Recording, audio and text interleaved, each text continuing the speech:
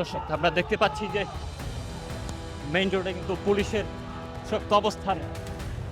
Police কিন্তু তাদের যে পদযাত্রাটি বাধা দেওয়ার জন্য অবস্থান নিয়েছে। দর্শক আমরা দেখতে পাচ্ছি পুলিশ কিন্তু শক্ত অবস্থানে রয়েছে। পুলিশি বাধা ঢুকে পড়েছে জুলাই ঐক্য। দর্শক আপনারা দেখছেন ভেঙে কিন্তু পুলিশি বাধা অতিক্রম করেই এগিয়ে চলছেন জুলাই যোদ্ধারা। সামনে কিন্তু ব্যারিকেড রয়েছে। টানা তৃতীয়বার অর্জন করেছে দেশের সেরা সুপার ব্র্যান্ড স্বীকৃতি বসুন্ধরা টিস্যু।